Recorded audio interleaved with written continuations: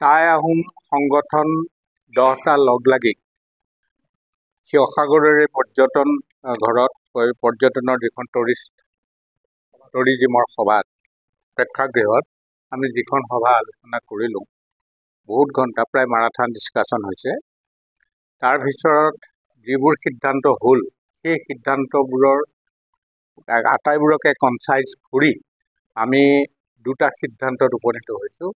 1 number সিদ্ধান্তটো হ'ল যে টাই আহোমসকলকে ধৰি অসমৰ 6টা জনগোষ্ঠীক জনজাতিকৰণ কৰিব লাগে বুলি বহু বছৰৰ পৰা আন্দোলন চলি আছে।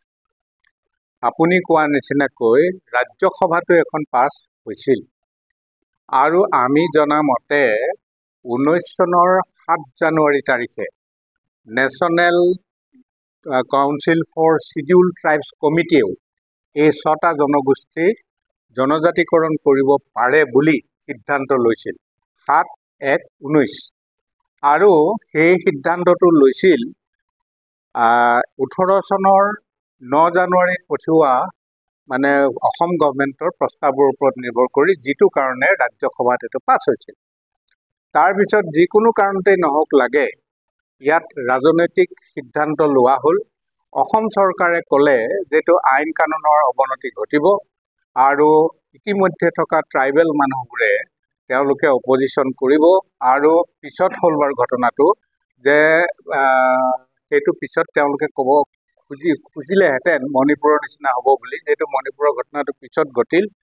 আমাৰ কথাটো হ'ল যে যদি ইয়াত আইন কানুনৰ কিবা অৱস্থা হয়, ল এণ্ড অৰ্ডাৰ ডিটৰিয়েট কৰে, সেই ল এণ্ড অৰ্ডাৰ ডিটৰিয়েট কৰাটো কণ্ট্ৰল কৰাটো গভৰ্ণমেণ্টৰ কথা, সেইটো আমাৰ 6 জনগোষ্ঠীৰ কথা নহয়। গতিকে গভৰ্ণমেণ্টে এই ক্ষেত্ৰত তেওঁলোকে ওলোটা খৰ মাৰি যাতে এই জনগোষ্ঠীকেইটাক ট্ৰাইবেল কৰা নাযায় সেই সিদ্ধান্তটো লৈছে। ৰাজ্যসভাত পাছ কৰাৰ পিছতো আৰু নেশ্যনেল কাউন্সিল ফৰ শিডিউল ট্ৰাইবছে 7/1/19 চনত এইটো পাছ কৰাৰ পিছতো এতিয়া কথা হ'ল যে আৰু এটা নিৰ্বাচন হ'ল। এই নিৰ্বাচনটো 19 তাৰিখে আমি ভোট দিম। ভোট দিয়াৰ ক্ষেত্ৰত আমি ভোটটো বৰ্জন কৰিলেতো নহ'ব, আমি এনেকুৱাকৈ কৰিব লাগিব যি আমাৰ মাত এই কথাখিনি যিখিনি কথা ইতিমধ্যে ৰৈ গ'ল ৰাজ্যসভাত যোৱাৰ পিছতো সেই কথাখিনি কোনে সজোৰে উত্থাপন কৰিব। আপুনি কোৱাৰ নিচিনাকৈ তপন গগৈ 5 বছৰ হ'ল, 5 বছৰত একোৱে নামাতিলে 8টা কুৱেশ্যনত ভাগ ল'লে, তেতিয়াহ'লে সেইজন মানুহক আকৌ ভোট দিবা নেকি? আমি কোৱা নাই ভোট দিম বুলি।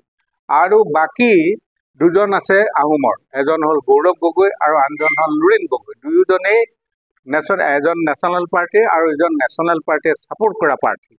গতিকে তেওঁলোক যদি যাব পাৰে তেতিয়াহ'লে তেওঁলোকে উত্থাপন কৰিব নেকি? কিন্তু এটা কথা, যেহেতু গগৈয়ে যিটো সিদ্ধান্ত ল'লে ইমান যোৱা 5টা বছৰত, কিজানি এতিয়া তেওঁ সলনি হয় সেই কথাটোতো ক'ব নোৱাৰি।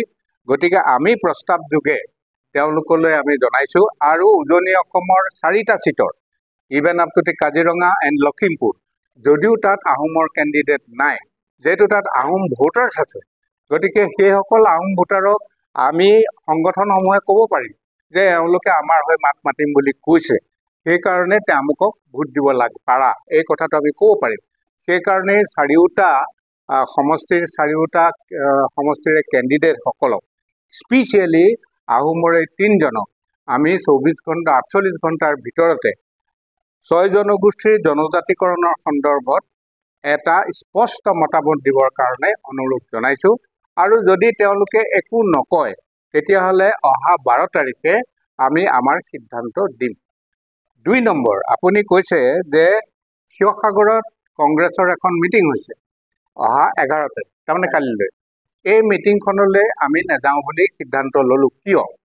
এই মিটিংখনলৈ যি চিঠি দিছে সেই চিঠিখন কোনো বৈধ চিঠি বুলি আমি ভবা নাই। বিকজ ইয়াত না তেওঁলোকৰ ইলেকশ্যন এজেণ্টে মাতিছে, না নিজে মাতিছে বা কেণ্ডিডেটে নিজে মাতিছে বা তেওঁলোকৰ ডিষ্ট্ৰিক্ট কমিটিয়ে মাতিছে।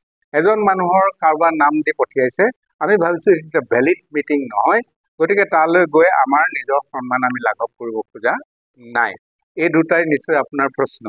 আৰু তাৰ বাহিৰে এনেকুৱা হ'ল কথাটো যে সমগ্ৰ দেশখনে যিটো নিৰ্বাচন ফেচ কৰিবলৈ গৈছে আমাৰ অসমতো 14টা চিট, হু কেয়াৰ্ছ, কিন্তু এইকেইটাকো তেওঁলোকে বিচাৰিছে বুলি আমি গম পাইছোঁ, মানে ৰুলিং পাৰ্টিয়ে মেইনলি। আনকি সমগ্ৰ ছিকিমকে ধৰি যি 25টা চিট আছে, এই 25টা চিটো যাতে এবজৰ্ভ কৰিব পাৰে সেইটো কথা ভাবিছে। আৰু তেওঁলোকেতো 400+ কৈ আছেতো এবাৰ। আমাৰ তেওঁলোকৰ গোটেই যাত্ৰাটো 10 বছৰীয়া যাত্ৰাটোত ক'ব লগা আমাৰ বিশেষ নাই। তেওঁলোকে কৈছে যে উই হেভ গান আপ টু 4 ট্ৰিলিয়ন, ইতিমধ্যে আমি ক'লোঁ। আৰু 2 বছৰৰ পাছত আমি থাৰ্ড আটাইতকৈ ডেভেলপ কাণ্ট্ৰিৰ ভিতৰলৈ আমি লৈ যাম, এনেকৈ বুলি ক'ব খোজে। আমেৰিকা আৰু চাইনাক বাদ দি বাকীবোৰক আমি চেৰ পেলাম বুলি ক'ব খোজে, জেৰ্মানী ফ্ৰান্সকো ক'ব খোজে।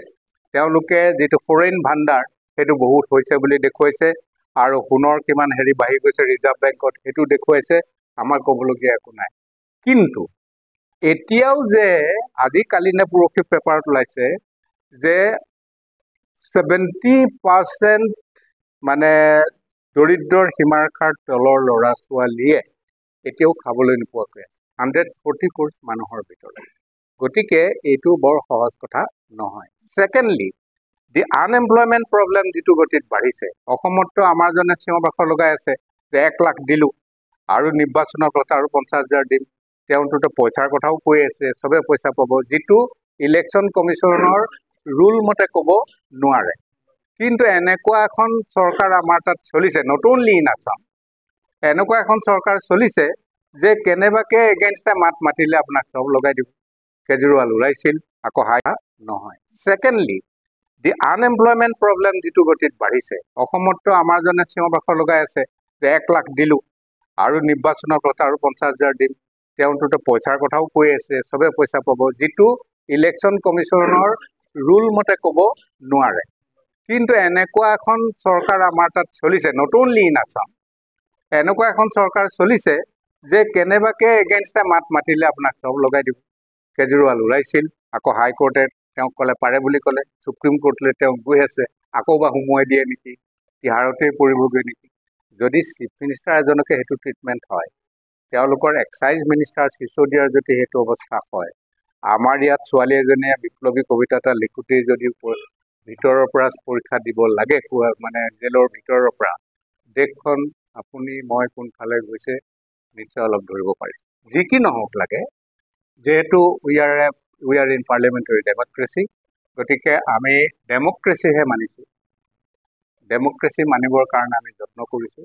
যদি কোনোবাই জোৰ জবস্তি অটক্ৰেচি আনিব খোজে, আমাৰ এজনেতো কৈ দিছে অলপতো অটক্ৰেচি হ'বই, অটক্ৰেটিক হ'বই, সেইটো কৈছে। গতিকে তেনেকুৱা হ'লে এদিন জনসাধাৰণ জাগিব। আপুনি মই জগা নজগা সেইটো বেলেগ কথা, জনসাধাৰণ জাগিব। আৰু জনসাধাৰণৰ ওপৰতে যিহেতু এণ্টায়াৰ হোল কথাখিনি থাকে, দেশৰ ভৱিষ্যত, সমাজৰ ভৱিষ্যত, এই গোটেই কথাখিনি থাকে। গতিকে জনসাধাৰণক আভুৱা ভাৰি থাকিব পাৰিম বুলি ভবাটো উচিত নহয়।